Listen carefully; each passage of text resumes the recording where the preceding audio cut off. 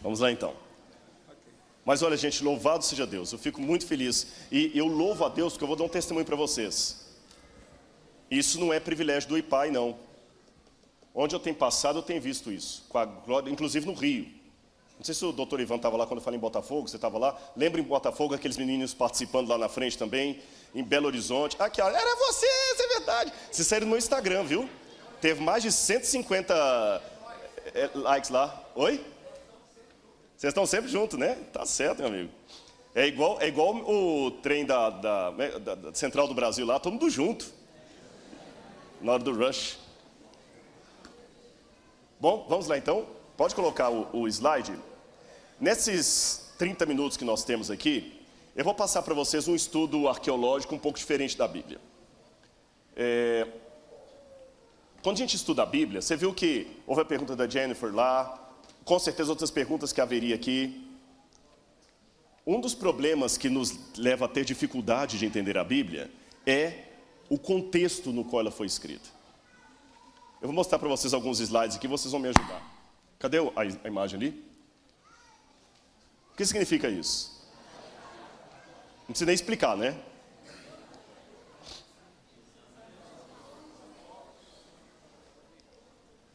Opa. E o que significa pendurar a chuteira?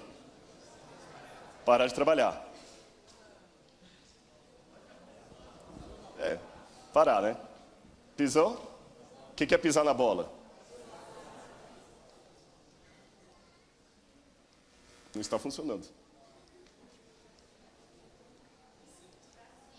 Oi? Pronto, e esse aí? Andar na linha.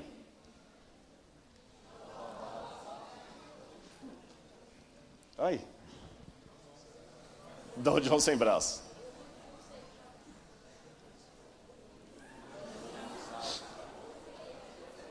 Por que essas imagens para vocês não precisam de explicação? Porque vocês são, na sua maioria, se não todos, brasileiros que falam português como língua primária, um português de hoje, não é um português de Camões, e que conhece essas expressões. Agora atenção, imagine que aqui há 2000 anos, essas expressões, e tudo que a gente falou aqui, vire Bíblia. Deixa eu tirar aquela imagem que está feia, né? Pronto. Oi? Essa é péssima também, né? Pronto. Politicamente correto ou não, todo mundo entendeu as expressões. Por quê? Porque você fala português.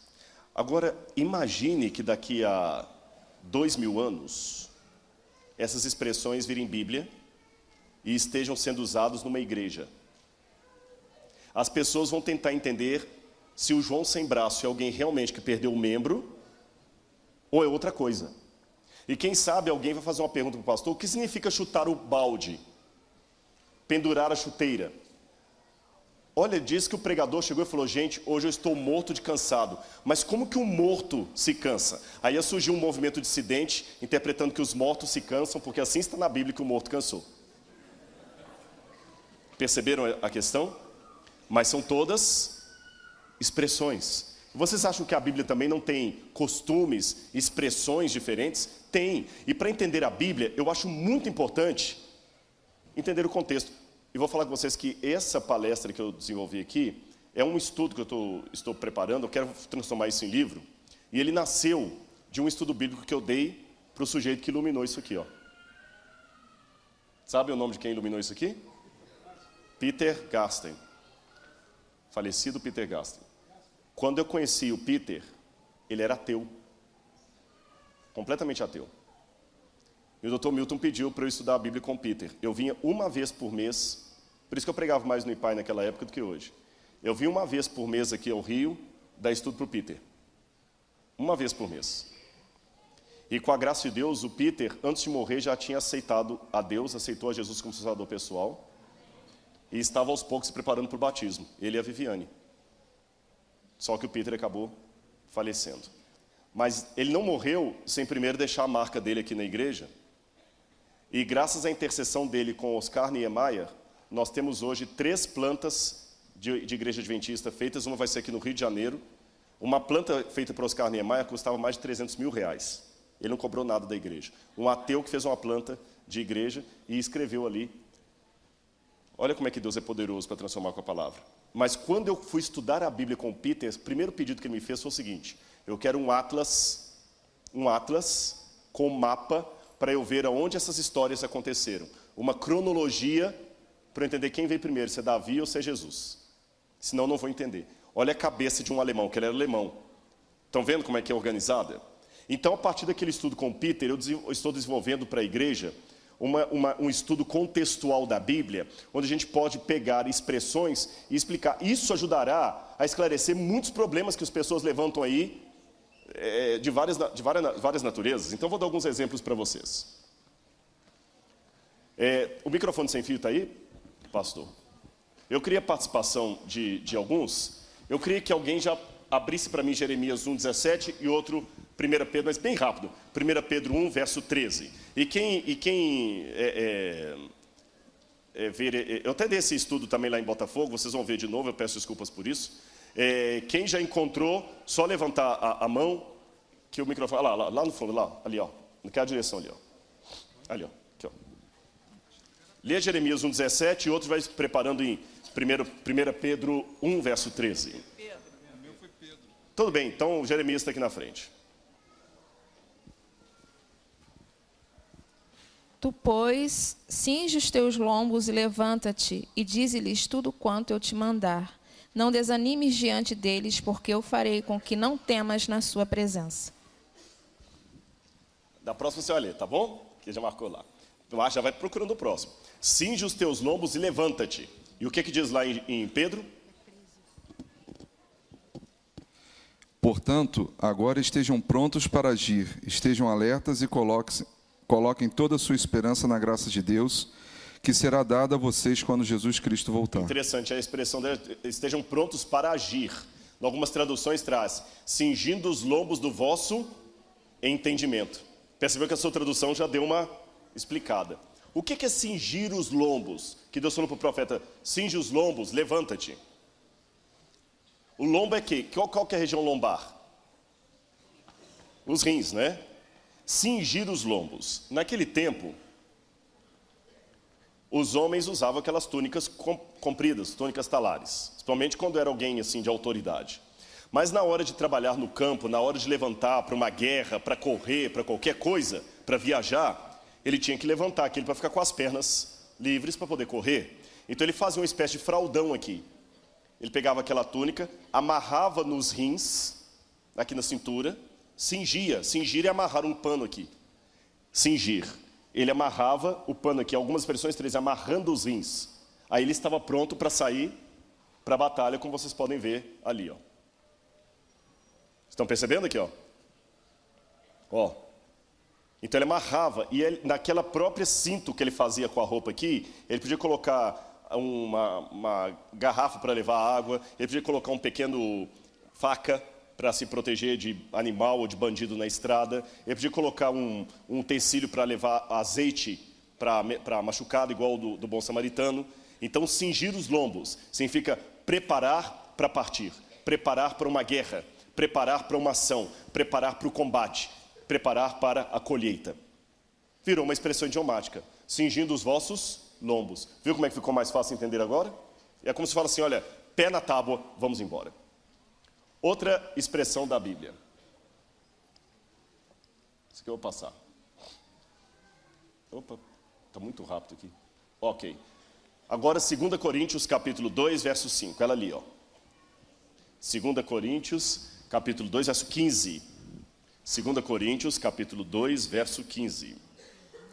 Porque para Deus somos um aroma de Cristo nos que se levantam e nos que salvam e nos que se perdem. Isso, porque para Deus nós somos, ela leu, o aroma de Cristo. Algumas Bíblias trazem assim, o bom perfume de Cristo. E no verso seguinte diz assim, cheiro de vida para a vida, cheiro de morte para a morte. O que Paulo quis dizer com isso, que nós somos o bom perfume de Cristo? Paulo escreveu isso no contexto romano, do Império Romano. E todas as pessoas que liam aquilo já estavam acostumados a ver as paradas militares que os romanos tinham quando voltavam de uma guerra. Aqui, por exemplo, eu tenho Adriano, que viveu depois de Paulo, voltando de uma batalha militar, e ele tem aqui os cavalos, um trombeteiro que vai à frente dele, anunciando que ele está voltando, e o imperador aqui. Por isso que à volta de Jesus também vem a imagem de um anjo com uma trombeta na frente. Porque Deus usou as imagens daquela época para significar o fim dos tempos. Peraí, Rodrigo, você está tirando meu chão? Assim que a gente vai ter um anjo de verdade com trombeta? Eu não quis dizer isso, mas ao mesmo tempo eu quero dizer que eu não vou me surpreender se a trombeta for apenas um símbolo. Deixa, antes de dar essa explicação, explicar para você uma coisa. Imagine que Deus eu pegue um índio da floresta amazônica e traga esse índio que nunca viu civilização até o centro do Rio de Janeiro. Até o centro. Aí eu tiro a venda dos olhos do índio e deixo ele durante 2 horas contemplar todo o centro do Rio. Carro, sirene, mototáxi, gente gritando, gente passando, na hora do caos ali, sabe? Avião passando, ele vai ficar assustado com tudo que ele viu, porque ele nunca imagina, é muita coisa para a mente dele. Aí eu coloco de novo a venda nos olhos do índio, o levo lá para a tribo e tiro a venda dos olhos dele. Assim que ele voltar a enxergar de novo no meio dos seus, ele vai estar tão extasiado com o que ele viu que ele não vai aguentar ficar calado. A primeira vontade dele é contar. Mas quando ele abrir a boca para contar, o que vai faltar? Palavras, imagens. Então o que ele vai fazer? No desespero, ele vai tomar emprestado do conhecimento, e mesmo que ele contasse o que ele viu como nós conhecemos, os outros não iam entender. Então ele pega as coisas da mata, que os outros estão acostumados a ver, e faz uma comparação para passar para eles uma realidade muito maior. Entenderam o ponto? Como o profeta é como um índio, que viu o céu, viu a eternidade. Então ele contou dentro da roupagem do primeiro século. Por exemplo, quando eu vou para a ilha de Patmos, eu surpreendo, se alguém viajar comigo para lá, já vou quebrar a surpresa. Porque eu levo o pessoal para a ilha de Patmos. E a primeira coisa que eu gosto de mostrar para as pessoas ali é o mar em volta da ilha de Patmos. E a ilha de Patmos realmente é inóspita. Ela é grande, mas é inóspita. Nem água potável tem lá. E eu falo assim, imagina João preso aqui. Esse mar enorme em volta dele. Esse mar era a prisão natural dele. Saudade de casa, da língua dele, dos amigos, dos queridos, da liberdade que ele tinha. Tudo com o impedimento das águas que estão em redor. Esse mar para ele era uma visão caótica, de separação, de saudade, de tristeza. Por isso que quando Deus dá para ele a visão do novo céu e da nova terra, diz, eis que veio um novo céu e uma nova terra. Porque o primeiro céu e a primeira terra passaram e o mar já não existe. Faz sentido. O mar de prisão. Não significa que não vai ter praia no céu. Entenderam? Então, da mesma maneira, o trombeteiro ia à frente do rei. Eles também viram um anjo com uma trombeta. Mas quer tenha trombeta, quer não tenha trombeta, a coisa vai ser tão maravilhosa que isso é o que interessa. Concordam comigo? Não vou ficar pegado a detalhes. Eu sei que qualquer coisa que eu imaginar da volta de Jesus, por melhor que seja, não vai chegar nem no rascunho. Isso que importa. Agora, vamos continuar. O imperador voltava, e quando ele voltava da batalha, ele passava pelo Arco do Triunfo, e na parada militar eles levavam geralmente os cavaleiros, os carros, os espólios de guerra, e logo atrás vinham os vitoriosos soldados, e alguns acorrentados, que eram os líderes apanhados do outro inimigo, que eles levavam para morrer em Roma. Roma não costumava matar os seus líderes, os líderes inimigos, no campo de batalha, mas levavam para matar em Roma. Nesse momento, imagine, alguns vitoriosos, outros sabendo que iriam morrer. Algumas moças iam junto com a parada militar, jogando incenso e perfume na multidão. E a multidão sentia aquele cheiro de perfume gostoso, que para uns era o cheiro da vitória, para outros da derrota. Para os soldados, o cheiro de vida para a vida, mas para os que estavam condenados, cheiro de morte para a morte. O mesmo perfume, com 2 sentidos de cheiro diferentes. Paulo, sabendo disso, fala, nós também somos o bom perfume de Deus em Cristo. Para uns, cheiro de vida para a vida, para outros cheiro de morte para a morte. Quando Cristo voltar com poder e grande glória, vencendo a batalha do bem contra o mal, aquele mesma cena que para um será o triunfo, para outro será a derrota. Entenderam a explicação? 2 Coríntios, capítulo 4, verso 7. 2 Coríntios, capítulo 4, verso 7. Pode ler? Mas temos esse tesouro em vasos de barro, para mostrar que este poder a que tudo excede provém de Deus, e não de nós. Nós temos esse tesouro conservado em vasos de barro, para mostrar que a excelência do poder não está em nós. No tempo que Paulo escreveu isso, eu já tinha a oportunidade de encontrar em escavação arqueológica moedas. Eu já encontrei moedas em escavação arqueológica. E muitas vezes a moeda está dentro de um vaso de barro. Eles pegavam o vaso de barro, enchiam de moedas ali, era a economia dele, como se fosse o cofrinho dele. Ele cobria aquilo ali, ninguém está olhando, enterrava no fundo da casa. Ele enterrava ali, porque uma vez enterrando, estava protegido. Se houvesse qualquer situação emergencial, ele ia lá, desenterrava aquele tesouro e podia ir embora. Entenderam a questão? Esse costume de enterrar tesouros, porque não havia banco como tem hoje, as pessoas enterravam mesmo. Explica algumas passagens da Bíblia. Jesus falou o seguinte, que um homem foi para uma viagem e deu para cada um dos servos dele alguns talentos. Alguns negociaram o talento, mas um deles fez o quê? Enterrou. Olha o costume, enterrou, para devolver quando o dono voltasse. Jesus também falou o seguinte, não acumuleis para vocês tesouros na terra, onde a traça corrói e o ladrão rouba. Acumuleis tesouros no céu. Jesus também falou de um homem que tinha um campo com uma pérola preciosa. Pérola não dá em campo, pérola dá em ostra, no mar. Mas aquele campo tinha uma pérola e o homem vendeu tudo para comprar o campo. Por quê? Alguém que tinha aquela pérola de grande valor enterrou ali. Entenderam então as explicações? Paulo então, sabendo que as pessoas colocavam moedas nos jarros de barro, falou, nós temos esse tesouro conservado em vasos de barro. Perceberam a imagem? O que vale não é o vaso, mas o que está dentro dele. Da mesma maneira, esse corpo é como se fosse aquele vaso de barro. A excelência do poder e o tesouro está dentro, está aqui dentro. Outro que nós podemos pegar, já que eu li a passagem do arrebatamento, sabe o que é isso aí? Já dei a dica. Eu falei que eu li a passagem do arrebatamento. Não, azeite não. É um moinho. É um moinho.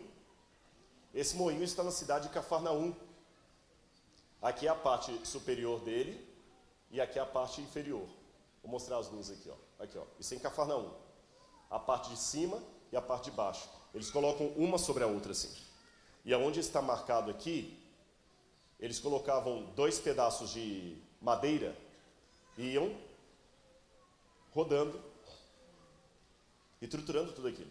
Esse era um tipo de moinho. Havia outro moinho menor, que você usava com a mão mesmo, fazer farinha para pão. Havia moinhos de pedra como esses. Aqui mostra uma egípcia fazendo pão. Agora o que chama atenção é que geralmente quem trabalhava no moinho era mulher. A mulher sempre que trabalhava fazendo no moinho, nunca o homem. O homem trabalhava no plantio, na colheita a mulher podia participar também, mas era o homem, porém no moinho era a mulher. E nunca sozinha. As mulheres sempre ficavam em duplas, porque a mulher gosta de conversar. Não. Antes você pensa que é piada machista, não é não. Isso é uma coisa positiva da mulher, que mulher abre mais os sentimentos dela, a mulher gosta de conversar, por isso que RH fica melhor na mão de mulher do que na mão de homem. As mulheres têm mais interação social do que o homem. Por isso que a mulher gosta de conversar. Pode olhar, a amiga troca muito mais contato no WhatsApp, a gente é amigo, mas a gente conversa uma vez na vida, outra na morte, tudo, né? Se eu e o Dr. Milton fôssemos mulheres, toda semana a gente estava falando 1 hora no telefone. Mas como a gente é homem, a gente se liga uma vez por mês, tal, e tá bom por aí. Entenderam a questão? Quando você tem um amigo, e assim, uma mulher é diferente. Ah, já que as mulheres trabalhavam sempre assim no moinho, eu tenho até uma imagem aqui, Você entende então a expressão que nós lemos: 2 estarão no moinho, 2 estarão no campo. Agora, nessa parte final, eu quero falar com vocês aqui sobre a alimentação. Geralmente, havia 2 refeições por dia, só 2. Uma pela manhã e outra à noite. Os únicos que tinham uma refeição ao meio-dia, que nós chamamos de almoço, eram os trabalhadores braçais. Esses tinham uma refeição extra na hora do almoço, mas os outros não, era uma refeição pela manhã, uma refeição à noite. Agora, olha que interessante. Na nossa cultura, por questão de saúde, nós ensinamos que de manhã você deve comer como o quê? Rei. Ao meio-dia, como o quê? Príncipe. E à noite? Mendigo. Eles de manhã comiam como mendigo. Mas não por questão de saúde. É porque você não tinha certeza de que teria comida até a noite. Então é melhor comer pouquinho de manhã, que você durante o dia pode procurar comida, do que ir dormir com fome. Dormir com fome é pior, você não dorme. Então, se você tem um pouco de comida, coma pouquinho de manhã e guarde um pouco para a noite. Era um costume que vinha desde a época do deserto. Por isso que a Bíblia fala, Eclesiastes, deixa eu ver aqui qual é o texto aqui.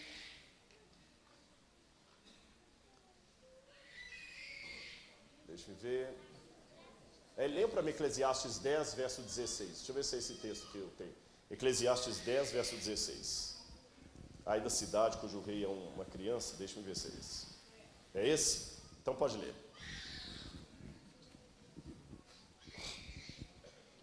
Ai de ti, ó terra, quando seu rei é uma criança e cujo príncipes comem de manhã.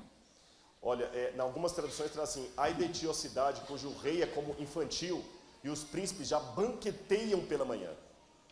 Banqueteiam, comem demais pela manhã. Quer dizer, não é gente prudente que sabe poupar. Gasta tudo, depois não tem nada para a noite. Agora, como eram as práticas das refeições? Você primeiro tinha que lavar a mão. Quando alguém vinha em minha casa comer, havia algumas regras de etiqueta. Você vem comer em minha casa, em primeiro lugar, eu mando o empregado lavar os seus pés. Depois eu trago um perfume e unjo a sua cabeça. Tinha que te perfumar. Porque comer é um ato tão solene que as pessoas tinham que se perfumar para comer. E não podia comer em pé. Lembra que eu falei no sermão de manhã que em pé as coisas importantes não podem ser ditas em pé? Se você come em pé, você está desrespeitando a comida e o Deus que deu a comida. Está comendo depressa. Você tem que comer sentado. Ou melhor, deitado, reclinado. Aliás, nesse esquema que eu falei de lavar o pé e ungir a cabeça do convidado antes de comer, você tem que lavar o pé dele, ungir a cabeça e dar um beijo nele e convidá-lo para comer. Lembra que Jesus foi à casa de Simão? E Simão falou o seguinte: vem comer. E entrou Maria Madalena e começou a ungir os pés de Jesus. E Jesus falou assim: Simão, eu entrei aqui, você não me lavou os pés e não me beijou. Mas ela, desde que eu cheguei, não para de lavar os meus pés. Outra explicação, outra ilustração. O Salmo 23, que diz lá: unges-me a cabeça com óleo, o meu cálice transborda. Quer dizer, o Senhor me convida para uma celebração, para uma ceia. E a postura na hora de comer? Era assim. Bem diferente. Está dando para vocês verem bem o pessoal do fundo lá ou quer que apague a luz aqui? Está dando para ver bem? Não? Será que está para apagar um pouquinho a luz aqui da frente? Atrapalha, pastor Elias? Apagou já. Não? Apagou já. Está. Melhorou agora? Assim que as pessoas ficavam reclinadas, a gente pensa geralmente as pessoas sentadas naquela posição assim, né? Elas reclinavam para comer. Assim que elas comiam, era mais confortável. E enquanto elas estavam comendo, aqui só tem um erro nessa foto, nessa imagem. É que eles pintaram as pessoas com sandálias. E na cultura, pelo menos judaica, as pessoas não usavam sapatos ali no triclínio, que era o nome daquela mesa. Chama triclínio porque ela é em forma de 3 partes. Por isso chama triclínio. Agora, um detalhe curioso. quem ficava nessa posição aqui? Nessa posição aqui ficava o que convocou o anfitrião, que convidou todo mundo para a refeição. Aqui ficavam os principais convidados e aqui os mais simples. Criança, alguns empregados que tinham o privilégio de comer com o seu senhor, ficavam do outro lado ali. Jesus uma vez contou uma parábola sobre os primeiros lugares. Quando você for chamado para comer num lugar, não procure os primeiros lugares, não, que você vai passar vergonha. Esses eram os primeiros lugares. Senta aqui, ó. Outro detalhe mais. Enquanto as pessoas estavam comendo, se fosse uma celebração muito importante, eles podiam colocar alguns dançarinos e músicos para poder tocar e dançar aqui para as pessoas. Lembra da parábola do filho pródigo? O filho pródigo voltou para casa, o pai deu uma festa, e o mais velho chegou à porta e ouviu o quê? A música e as danças. Essa é a cena da parábola do filho pródigo. Já que eu falei de Maria Madalena ungindo os pés de Jesus, é possível que Jesus estivesse sentado mais ou menos nessa posição aqui, com os pés para fora, e ela chegou e ungiu os pés de Jesus. Bem diferente do que a gente imagina as pessoas comendo, né? Um detalhe a mais. Não se usava talher. Era mão direita. Como os árabes fazem até hoje. Agora, aqui eu tenho uma cena de um triclínio. E já que eu falei disso aqui, como seria a Santa Ceia? A gente imagina a Santa Ceia assim, né? Jesus sentado à mesa, 6 de um lado, 6 do outro, e Jesus ao meio. Não. Se a Santa Ceia tinha o formato de um triclínio, a Santa Ceia de Cristo foi algo mais ou menos assim, ou assim. Só que vamos voltar um pouquinho aqui. Não, eles estão ali. Aqui alguns reclináveis colocaram as pessoas normalmente sentadas assim, mas a ideia era mais sentar como índio ou se reclinar mesmo.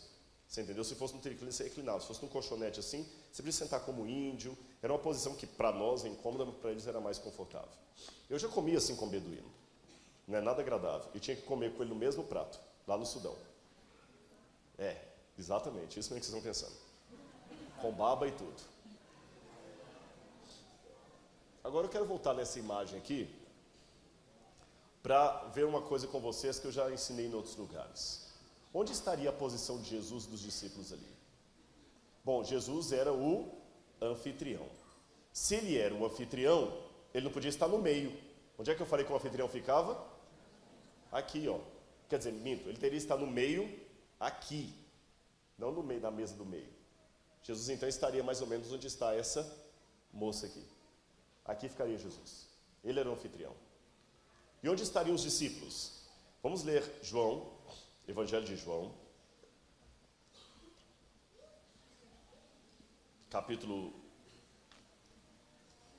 Evangelho de João, capítulo 13, versículos 21 em diante. João, capítulo 13, versículos 21 em diante.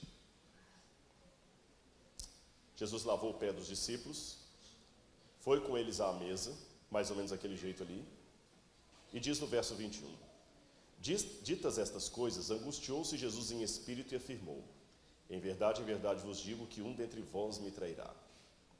Então os discípulos se olharam uns para os outros, sem saber a quem ele se referia. Ora, estava ali aconchegado a Jesus um dos seus discípulos a quem ele amava. Estava aconchegado. Esse aconchegado é reclinado no peito de Jesus, no lado do coração. Quem poderia ser? João. Se ele estava aconchegado a Jesus, João deveria estar aqui. Porque Jesus tinha que estar com a mão livre para poder tocar na comida. Então João não podia estar encostado lá de cá. Para estar aconchegado, João tinha que estar do lado esquerdo. Então já matei a charada. Jesus estaria aqui, João estaria aqui. Oi? Não, pressupondo que mesmo o canhoto não podia tocar na comida com a mão esquerda. Tanto é que até hoje, se você esticar a mão esquerda para um muçulmano, chamou para briga. A mão esquerda é para limpeza pessoal. A direita que é para tocar na comida. Por isso que em alguns países muçulmanos, quando o camarada rouba, eles cortam a mão do sujeito, Porque aí ele só tem uma mão para tocar na comida e limpar o corpo. Aí ninguém come com ele mais, ele está excluído da comunidade para sempre. Essa é uma exclusão eterna.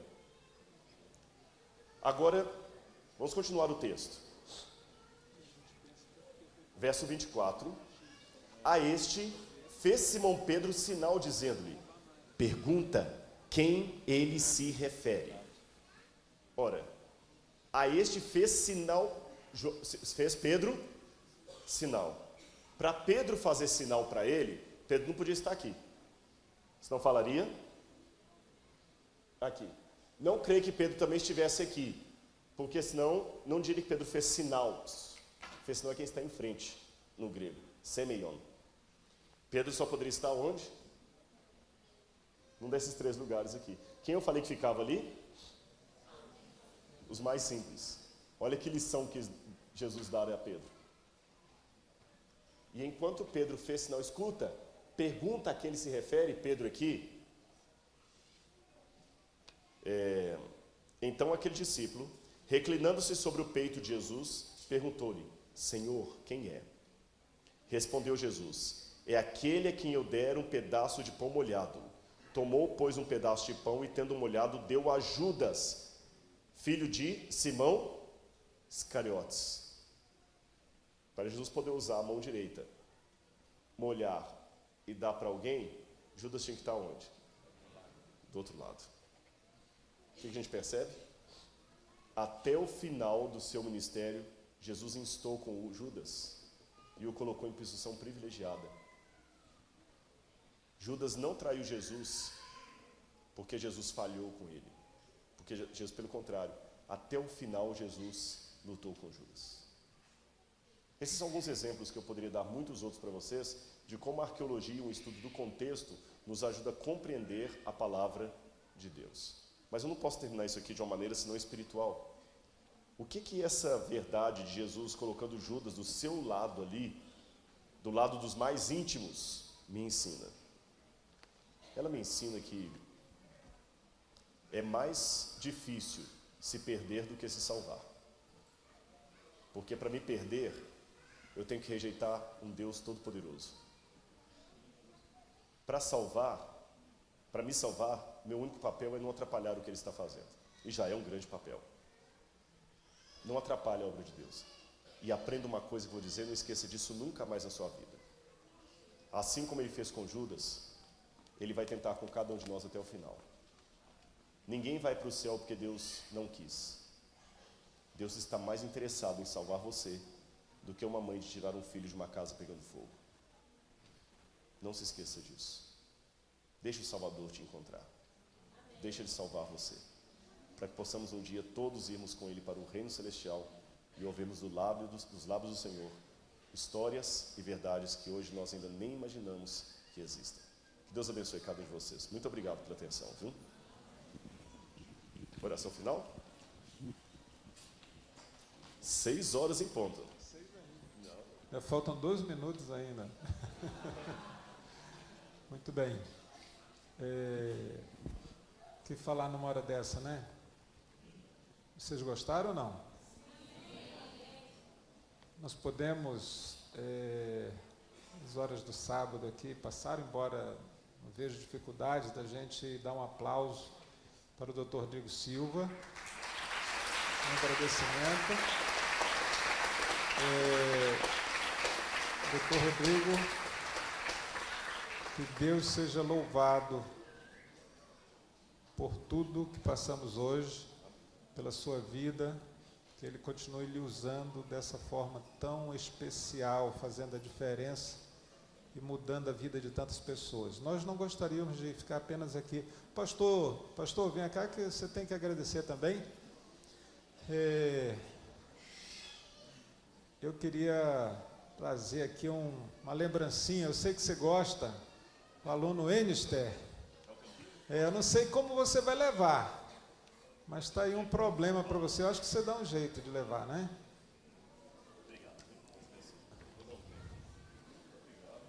Segundo o Dr. Milton, esse é o melhor suco de uva do mundo, uva branca, tá? Dr. Milton fala que nem nos Estados Unidos achou igual, isso é de Andradas, situação, porque eu ganhei se for para casa do Tom Milton. Onde é que você acha que eu vou ter que ficar? Mas ele tem lá, ele tem. Muito bem, então é um suco muito especial e isso é muito pouco ainda por tudo que você fez ontem, hoje, não é? E espero trazê-lo outras vezes aqui, não é? A gente conta com isso. Pastor. Amém, Deus seja louvado. Eu tive a oportunidade de assistir no IAN uma semana de oração com o pastor Rodrigo, foi bênção. E a gente sempre se empolga com os conhecimentos, com a Bíblia sendo apresentada. E fica um desafio para a gente também continuar no mesmo caminho. Amém? Mas muito obrigado aí. Eu acho que a igreja foi grandemente abençoada nesse fim de semana. O Ministério Jovem da Igreja do IPAI quer deixar com você uma lembrança. Eu disse para eles que você tem a caneca do Jô Soares e agora vai ter a do IPAI. Ok? Essa é da Sexta Jovem. A gente, quando tem alguém bem ilustre, nas sextas-feiras, aqui, Zé,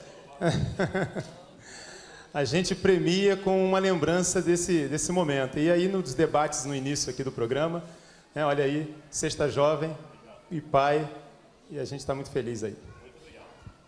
O coral ia cantar, mas para não perder tempo da palestra, né, o maestro entendeu e propôs assim que deixasse para outro momento. Nós vamos agora orar e depois o doutor Rodrigo vai estar, então, como, né, não foi ontem nem hoje de manhã, agora vai estar despedindo ali do pessoal, não é? Eu sei que será uma alegria apertar a mão do doutor Rodrigo, tá? Doutor Rodrigo. Vamos ficar em pé, então, e vamos orar a Deus. Olha, e mais uma vez eu quero agradecer a presença de todos que estão aqui, irmãos de outras igrejas que estiveram conosco, de outras cidades, de outros bairros, os alunos. Obrigado às crianças, aos mais velhos, esse carinho todo faz bem à alma, sabe? É o momento em que vocês viram o pregador e falam para o pregador, e Deus usa vocês e fala assim, continua que ainda quero te usar, para honra e glória de Deus. Eu quero dizer aos nossos amigos que estão nos visitando, que a Igreja do IPAI é uma igreja aberta, todos os programas que temos aqui, vocês, quando quiserem vir, tá? Estão convidados. Nós sempre colocamos aí no Facebook da escola, Colégio Adventista IPAI, e você pode acompanhar, não é? E tiver interesse em alguma das programações, sempre temos convidados especiais, coral, música, muita coisa boa aqui, tá bom? Então sejam sempre bem-vindos, ok? Oremos então. Obrigado, Deus, por tudo que Tu nos dás. Obrigado por aqueles que nos acompanharam de casa, dos mais diferentes pontos, talvez, do Brasil e do mundo. E porque nós sentimos o Teu Santo Espírito aqui. Mas te suplico, ó Pai, em nome de Jesus, que o segundo advento possa acontecer logo em nossos dias. E possamos ver o nosso Salvador vindo com poder e grande glória, Pai, porque o que nós queremos é ir para o céu, Senhor. Todos nós aqui, indistintamente, independente da religião, independente dos credos, independente das doutrinas, independente da idade, independente do contexto de vida, nós queremos ver Jesus. Dá-nos esse privilégio, ó Pai. Eu não te suplico em meu nome, mas no nome do Teu Filho, nosso Salvador, agora e para sempre.